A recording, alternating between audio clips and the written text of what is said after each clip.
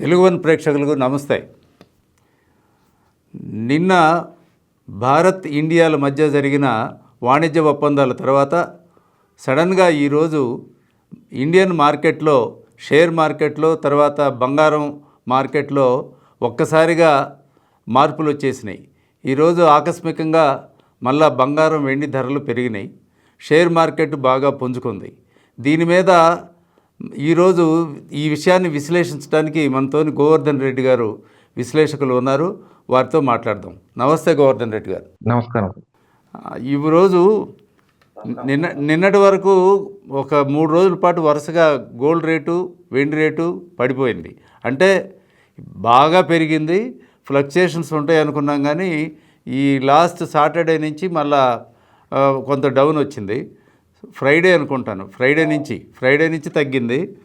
మరి ఇవాళ మళ్ళా పెరిగింది మార్కెట్. కానీ మరి షేర్ మార్కెట్ అన్నీ పెరిగినట్లు ఉన్నాయి. ఏంటండి ఎలా ఉంది సిచ్యుయేషను? అసలు ఇంత సడన్గా ఎందుకు పెరిగింది?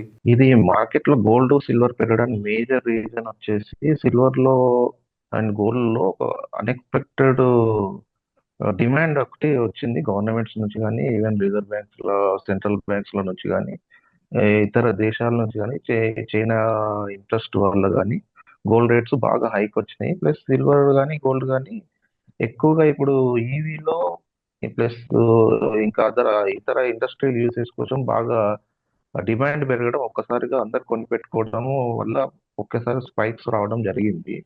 కాకపోతే అది కొంచెము మళ్ళీ డాలర్ వీకెన్ అవడము, ఇతర కారణాల వల్ల కొద్దిగా తగ్గింది. కానీ నిన్న ఒక మంచి డీల్ అనేది ఒకటి జరిగింది యుఎస్కి, మన ఇండియాకి. దానివల్ల మన లోకల్ మార్కెట్స్ అవ్వచ్చు, ఈవెన్ సిల్వర్, గోల్డ్ కానీ, కమోడిటీ ప్రైజెస్ కానీ, ఓవరాల్గా సిల్వర్ భూమి అయితే తగ్గదు, ఇప్పుడే మళ్ళీ పెరుగుతుంది సిల్వర్ కానీ, గోల్డ్ కానీ. టెంపరీగా కిందికి వచ్చినా కూడా, సడన్గా పెరిగినప్పుడు ఎప్పుడైనా కూడా మార్కెట్లో ఒక కొంత అమ్మేసి మళ్ళీ కింద తీసుకొచ్చి మళ్ళీ అందరు ఎంటర్ అవ్వడానికి ట్రై చేస్తూ ఉంటారు.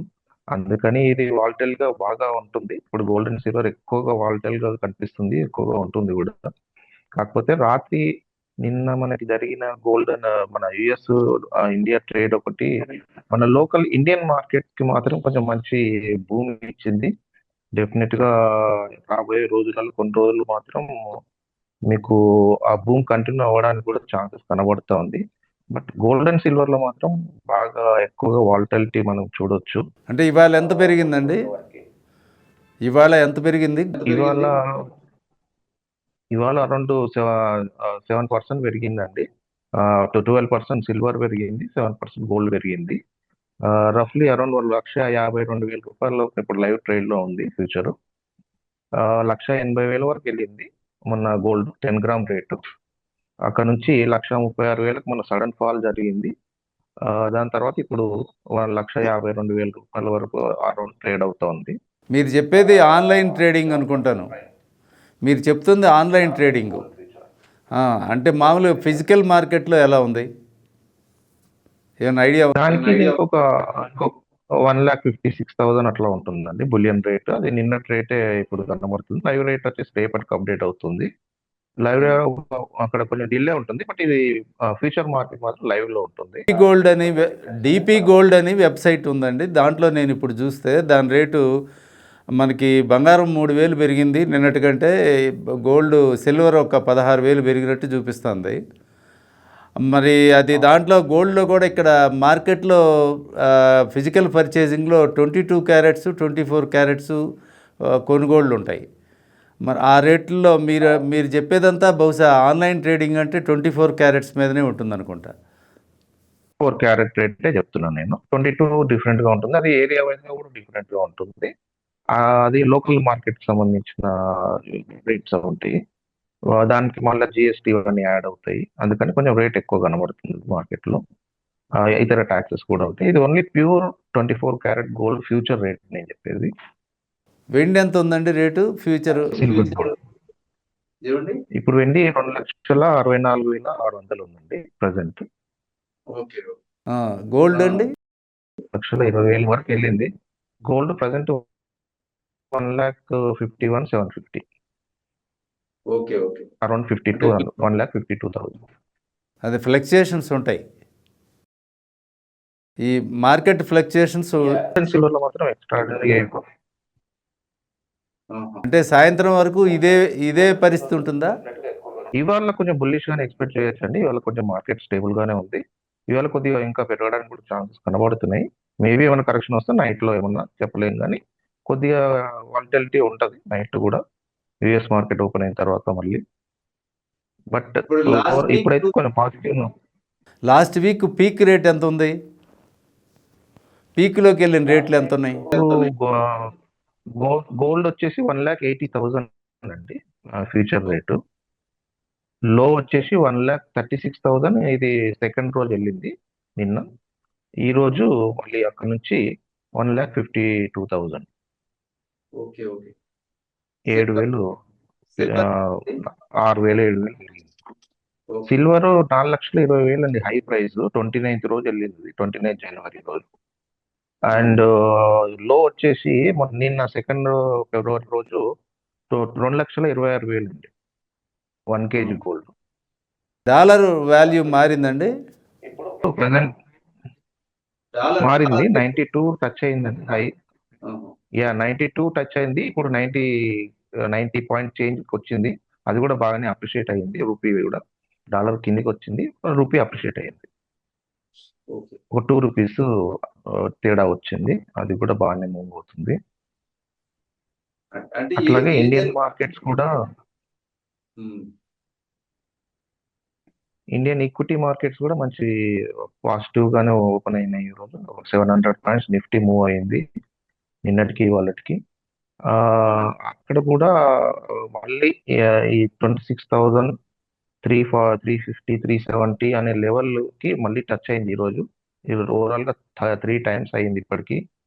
సో అక్కడ మాత్రం రెసిస్టెన్స్ ఉంది. ఆ రెసిస్టెన్స్ బ్రేక్ అయితేనే కొంచెం బుల్లిష్ మార్కెట్ ఎక్స్పెక్ట్ చేయగలుగుతాం. కానీ డౌన్ సైడ్ కొంచెం అది బ్రేక్ అయ్యేంత వరకు మార్కెట్ బుల్లిష్ గా వెళ్తుందని మాత్రం ఇప్పుడేం చెప్పలేము. ఓవరాల్ ఇది ఒక బుల్లిష్.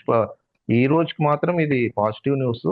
అది టెంపరీగా కొంచెం పెరగవచ్చు మార్కెట్లు, కానీ ఓవరాల్ గా అంత స్ట్రెంత్ వస్తుందా లేదా, ఎఫ్ఐఎస్ బ్యాక్ వస్తారా లేదా అనేది మనం మళ్ళీ ఇంకా కొన్ని రోజులు వెయిట్ చేస్తే కానీ తెలియదు. బయట నుంచి చైనా ఈ సంబంధించిన గ్లోబల్ న్యూస్ల మీద ఆధారపడి ఉంటుంది. ఎఫ్ఐఎస్ ఇక్కడ రావడం మీద ఆధారపడి ఉంటుంది. వాళ్ళు ఇన్వెస్ట్ చేస్తారా, వస్తారా లేదా, ఈక్విటీ మార్కెట్స్ మళ్ళీ ఆ భూమిలోకి వెళ్తాయా, పాజిటివ్ జోన్ లోకి వెళ్తాయా లేదా అనేది ఈ ఈ వీక్ లో తెలియవచ్చు మనకి. ఈ 26,400 అనే అది మాత్రం క్రాస్ అవ్వట్లేదు లాస్ట్ 1.5 2 years నుంచి. అక్కడే 1.5 years నుంచి అక్కడే రేంజ్ లో తిరుగుతా ఉంది. కొంచెం కిందికి రావడం మళ్ళీ అక్కడికి రావడం. అది ఇంతవరకు బ్రేక్ అయితే అవ్వలేదు. ఇప్పుడు మేబీ ఛాన్సెస్ కనబడుతూ ఉన్నాయి, అవడానికి కూడా అవకాశాలు ఉన్నాయి. అంటే ఇప్పుడు నిన్న అమెరికా తో జరిగిన ఒప్పందం ప్రభావమేనా ఇదంతా? అవునండి. వాళ్ళు 25% వాళ్ళు ట్యాక్స్ రేట్ ఉంటే, మనకి టారిఫ్ రేట్ ఉంటే దాన్ని 7% తగ్గించేసి 18% తీసుకొచ్చారు. అందుకని మార్కెట్లో ఎక్స్పోర్టర్స్ అందరికీ కొంచెం ఇది మంచి గుడ్ న్యూసే. ఇన్ని రోజులు టారిఫ్ వార్లో ఈ ఒక పాజిటివ్ గా జరిగింది ఇది ఒకటే. ఇన్ని రోజుల నుంచి ఇండియా మీద టారిఫ్ పెంచుకుంటూ వెళ్ళారు, ఫస్ట్ టైం తగ్గిస్తున్నారు. అంతకుముందు కూడా తగ్గించారు ఒకసారి, కానీ మళ్ళీ పెంచుకుంటూ వెళ్ళారు మధ్యలో.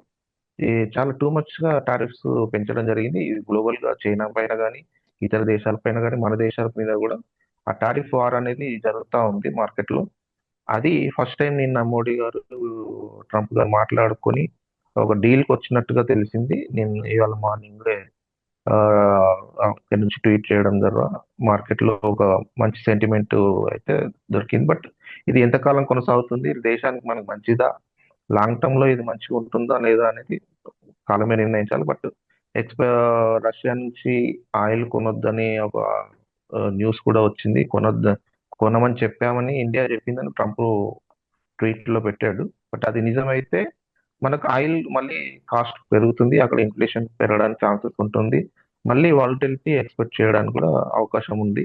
ఎందుకంటే మనకు చీపర్ గా దొరుకుతుంది ఇప్పుడు క్రూడ్ ఆయిల్ రష్యా నుంచి. అక్కడ కాకుండా ఇంకా ఎక్కడి నుంచి కొన్నా కూడా మనకి రేట్ పెరిగిపోవడం వల్ల ప్లస్ ఇతరతర కారణాల వల్ల మళ్ళీ మనకి ఇక్కడ లోకల్ గా ఇన్ఫ్లేషన్ పెరగడానికి అవకాశం ఉంటుంది. అది కూడా మనకు ఇబ్బంది. కాకపోతే ఎటువైనా ఇబ్బంది ఉంది, ఇటువైనా ఇబ్బంది ఉంది. టారిఫ్ వార్ తగ్గడం వల్ల కొంత బెనిఫిట్ ఇప్పుడు ఉంది, కానీ ఆయిల్ అది కరెక్ట్ అవుతే మాత్రం దానికి కూడా కొంచెం ఇబ్బందిగానే ఉంటుంది. ఆయిల్ కూడా రష్యా నుంచి కొనుక్కోవడం వల్ల మనకి ఇన్ని రోజులు కొంచెం తక్కువలో వచ్చింది ఆయిల్. దానివల్ల ఈ యుఎస్ డాలర్ ఎక్స్చేంజ్ కొంచెం తగ్గినాయి. ఇప్పుడు మళ్ళీ డైరెక్ట్ గా మనం యుఎస్ డాలర్ ఇచ్చి కొనుక్కోవాల్సి వస్తుంది. యుఎస్ నుంచి కానీ ఇంకా వేరే దేశాల నుంచి ఎక్కడ కొన్నా కూడా. ఇన్ని రోజులు రూపీ టర్మ్ లో నడిచింది. ఇప్పుడు మళ్ళీ డాలర్ టర్మ్ లోకి వెళ్తాము. సో మళ్ళీ డాలర్ స్ట్రెంత్ అవ్వడానికి, రూపీ వీక్ అవ్వడానికి ఛాన్సెస్ కూడా ఉంటాయి. ఇన్ కేస్ అది నిజమైతే. బట్ అందులో ఇండియా నుంచి మాత్రం ఎక్కడ అది ఇంకా కన్ఫర్మేషన్ లేదు.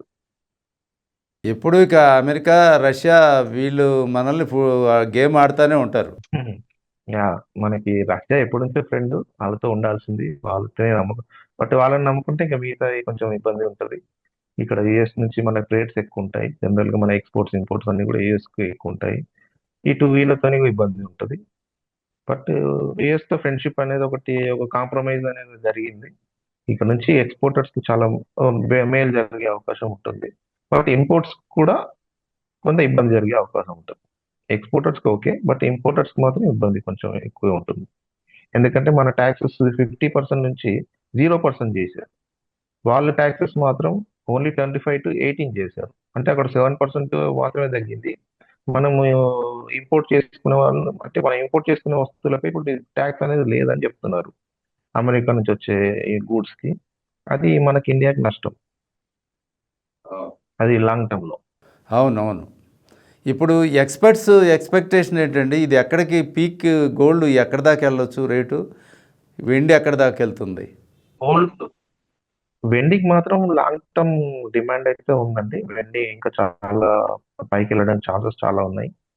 గోల్డ్ కూడా దాని బాటలో గోల్డ్ కూడా డిమాండ్ పెరుగుతుంది.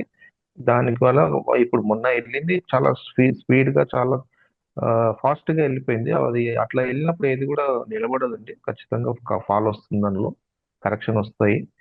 పెరగడం కూడా స్టేబుల్ గా స్లోగా పెరిగితేనే అది నిలబడుతుంది. అది సో ఇంత సడన్ గా పెరిగింది కాబట్టి అంతే సడన్ గా కిందికి వచ్చింది. ఇప్పుడు స్టెప్ బై స్టెప్ స్లోగా పెరిగితే, స్టేబుల్ గా పెరిగితే, కొంచెం టైం తీసుకొని పెరిగితే అప్పుడు మంచి కరెక్షన్స్ తో పాటు పెరిగితే అది నిలబడుతుంది. బట్ ఎక్స్పెక్టేషన్ మొన్న గోల్డ్ హై అయితే 1,80,000 వరకు మొన్న వెళ్ళింది. ఆ హై ఇప్పుడప్పుడే క్రాస్ చేయకపోవచ్చు. 1,64,000 మాత్రం నెక్స్ట్ రెసిస్టెన్స్. అక్కడ వెయిట్ చేయాలి, అక్కడ మనకి తెలుస్తుంది. 1,65,000 అయితే ఇమీడియట్ గా వెళ్ళడానికి ఛాన్స్ ఉంది. అక్కడ కొంచెం మళ్ళా రెసిస్టెన్స్ ఫేస్ చేసి కొంచెం మళ్ళీ కిందికి వచ్చి అక్కడ అట్లా స్టేబుల్ గా పెరిగితే, కరెక్షన్స్ తో పాటు పెరిగితే అది నిలబడుతుంది మార్కెట్.